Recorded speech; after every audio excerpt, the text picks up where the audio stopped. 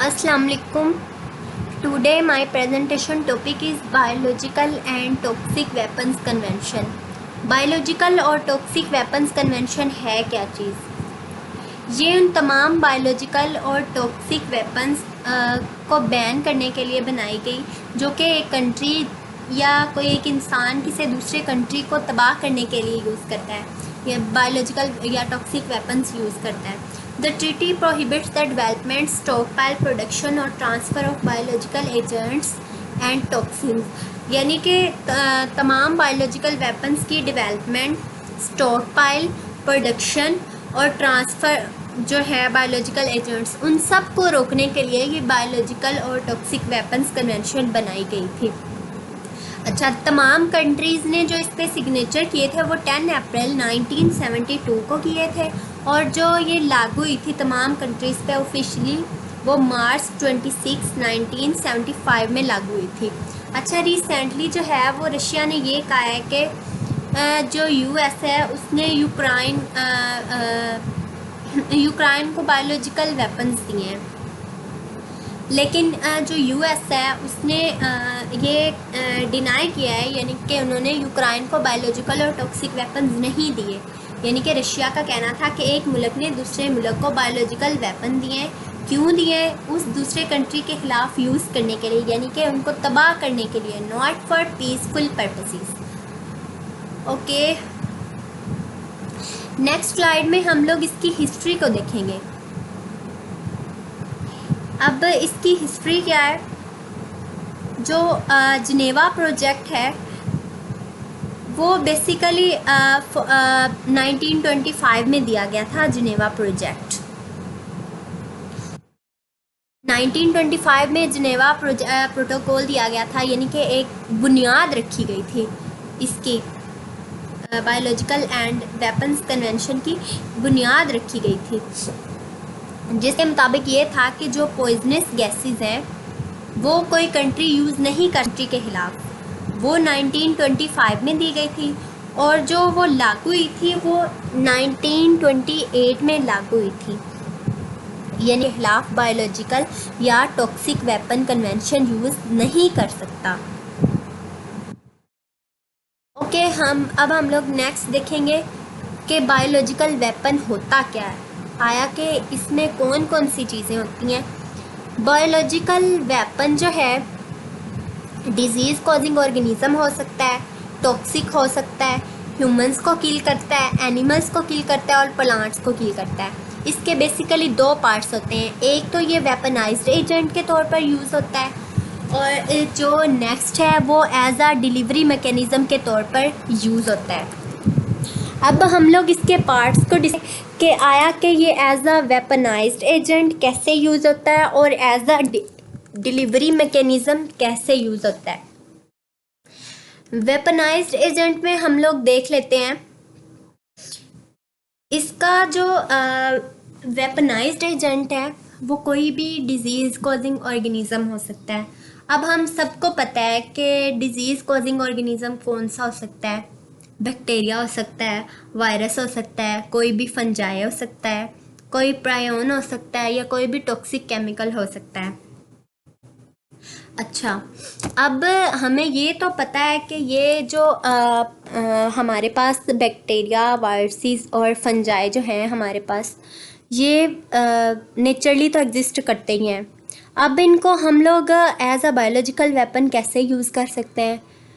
इसको हम लोग नेचुरल फॉर्म में एग्जिस्ट तो करते हैं, लेकिन इसकी हम तादाद को बढ़ा सकते हैं, लाखों से करोड़ों तक इसकी तादाद हो सकती है। इसकी प्रोडक्शन को बढ़ा सकते हैं किसी दूसरे कंट्री के खिलाफ यूज़ करने के लिए। सेकंड है, agents can be enhance from their natural state to make them more suitable for mass production, storage and dissemination as weapons, यानी कि इनकी जो मैस प्रोडक्शन है उसको बढ़ाया जा सकता है, स्टोरेज की जा सकती है और इसका एज अ वेपन्स यूज़ किया जा सकता है। अब नेक्स्ट जो इसका पॉइंट है वो यह है, historical biological weapons programs have included efforts to produce aflatoxin, anthrax, यानी कि फुट एंड माउथ डिजीज़, यानी कि इन सब डिजीज़ कॉज करने के लिए इसको as a biological weapon use किया जा सकता है। बायोलॉजिकल भी और टॉक्सिक वेपन भी हम इसको यूज़ कर सकते हैं। मतलब मुख्तलिफ बीमारियाँ जैसे एंथ्रॉक्स का हमें पता है कि ये मुख्तलिफ जानवरों से इंसानों में कन्वर्ट हो सकती है। नेक्स्ट हम लोग देखेंगे, हमने एक बायोलॉजिकल वेपन तो बना लिया, अब हम लोग इसको डिलीवर कैसे करेंगे। यानी कि हमने एक बायोलॉजिकल वेपन बनाया है, उसको हम लोग डिलीवर कैसे करेंगे, उस कंट्री तक कैसे पहुंचाएंगे। वो ये है कि बहुत से सिस्टम्स यूज़ किए जाते हैं एज अ डिलीवरी मैकेनिज़्म उसको पहुंचाने के लिए। जैसे कि पास्ट में मुख्तलिफ मिसाइल्स को यूज़ किया जाता था, बॉम्ब्स को यूज़ किया जाता था, रॉकेट्स छोड़े जाते थे एक से दूसरे कंट्री में, उसमें कोई ऑर्गेनिज़म को इंजेक्ट कर दिया जाता था, या एज अ स्प्रे रॉकेट्स में, स्प्रे टैंक्स में, एयरक्राफ्ट्स में, कार्स में, ट्रक्स में या बोट्स वगैरह में उनको डाल के किसी दूसरे कंट्री तक पहुंचा दिया जाता था, या जो हमारी स्पेसिफिक प्लेस होती थी वहाँ तक पहुंचाया जा सकता था। नेक्स्ट स्लाइड में हम लोग ये देखेंगे कि जो हमारे केमिकल वेपन्स हैं वो क्या होते हैं। एक तो हमने पढ़ा था बायोलॉजिकल वेपन, दूसरा हम लोग देख लेते हैं कि केमिकल वेपन क्या होता है। केमिकल वेपन जो है, chemical use to cause intentional death और harm through its toxic properties. यानी कि जो केमिकल है उसमें टॉक्सिक प्रॉपर्टीज़ तो ऑब्वियसली होती हैं, हम सबको पता है।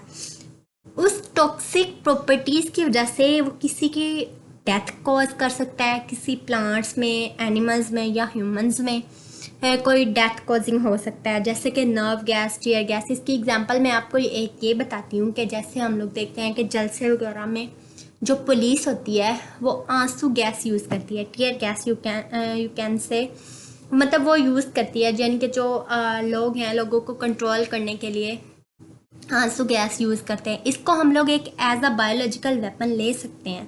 यानी कि बायोलॉजिकल वेपन हमने ये देखा कि पीसफुल पर्पस के लिए नहीं यूज़ कर रहे, उनको तबाह करने के लिए, डिस्ट्रॉय करने के लिए यूज़ करते हैं। अच्छा, नेक्स्ट जो है हम लोग इसकी इम्पोर्टेंस को देख लेते हैं। Importance of biological and toxin weapons convention. अच्छा, इसकी इम्पोर्टेंस क्या है। इम्पोर्टेंस इसकी ये है कि ये प्रोहिबिट करता है the development, production, transfer, stockpiling and use of biological and toxin weapons. अच्छा, ये क्या करता है कि जो बायोलॉजिकल या टॉक्सिन वेपन्स होते हैं उसको ज़हीरा करने से, बायोलॉजिकल या उसकी टॉक्सिक जो होते हैं उनको ट्रांसफ़र होने से बचाने के लिए ये बनाई गई थी biological and toxic weapons convention. इसके अलावा ये क्या करती है, माइक्रोबियल और अदर बायोलॉजिकल एजेंट्स और toxins whatever their origin और method of production of types and in quantities that have no justification for prophylactic, protective और अदर पीसफुल पर्पसेस। यानी कि अगर आया कि इनको पता चल रहा है कि कोई एक कंट्री किसी बायोलॉजिकल वेपन को अच्छे मकसद के लिए यूज़ नहीं कर रहा, यानी कि पीसफुल पर्पस के लिए यूज़ नहीं कर रहा, तो वो इसे बैन भी कर सकते हैं। ये है इसकी इम्पोर्टेंस। अच्छा, वेपन्स, इक्विपमेंट और means to delivery design to use such agents और टॉक्सिन फॉर हॉस्टाइल पर्पसेस और इन आर्म्ड कॉन्फ्लिक्ट। यानी कि एक कंट्री किसी दूसरे कंट्री के खिलाफ अगर कोई जंग कर रही है, वो खुद को बचाने के लिए, जैसे टेररिज्म, दहशतगर्दी हम लोग कह सकते हैं, दहशतगर्दी से बचाने के लिए उसे यूज़ कर सकती है, मतलब अपने लिए सिर्फ वो यूज़ कर सकती है। अच्छा, अभी हम इसके कन्वेंशन प्रोविजंस देख लेते हैं कि इसके की प्रोविजंस क्या हैं। Undertaking never under any circumstances to develop, produce, stockpile, acquire और retain biological weapons। यानी कि जो बायोलॉजिकल वेपन है वो ना तो हमें ज़हीरा करने चाहिए और ना ही प्रोड्यूस करने चाहिए। यानी जो बायोलॉजिकल वेपन है किसी एमरजेंसी सर्कमस्टांसिस के लिए हम लोग इसे यूज़ कर सकते हैं, लेकिन किसी दूसरे कंट्री को तबाह करने के लिए हम इसे यूज़ नहीं कर सकते। अब सेकेंड जो इसका आर्टिकल है वो क्या है, undertaking to destroy biological weapons or divert them to peaceful purposes, यानी कि सिर्फ जो है इनको वेपन्स को डिस्ट्रॉय करने के लिए यूज़ नहीं करना चाहिए, किसी कंट्री को या किसी को भी डिस्ट्रॉय करने,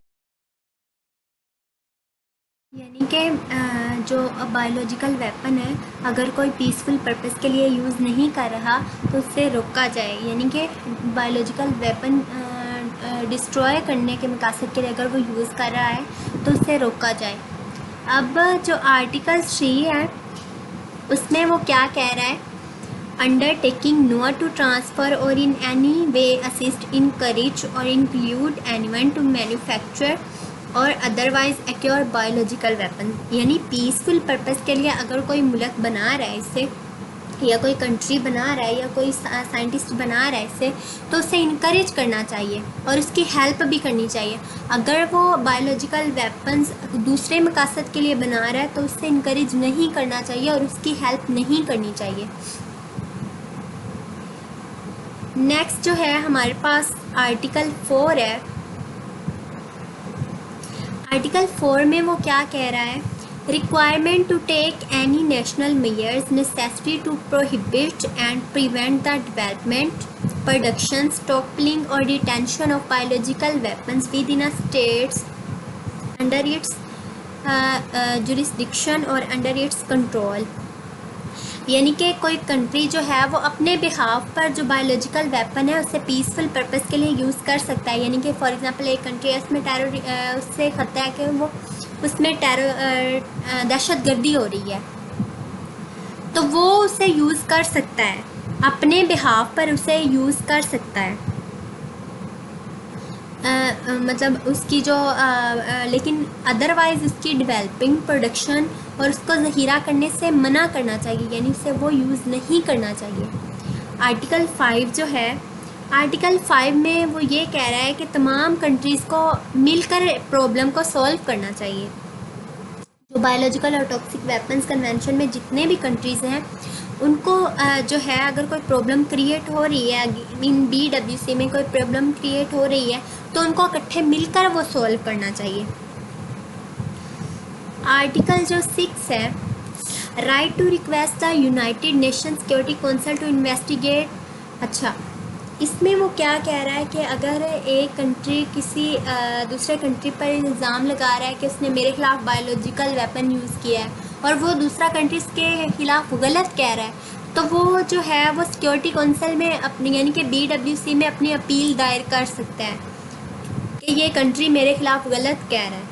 फिर जो है BWC उसके ख़िलाफ़ क्या एक्शन लेती है, यानी कि वो जैसे हम लोग कहते हैं कि इंसाफ कैसे से फ्राहम करती है जो BWC है, अगर किसी एक मुल्क को दूसरे मुल्क से ख़तरा है तो वो उसमें जो है अपनी अपील भी दायर कर सकता है।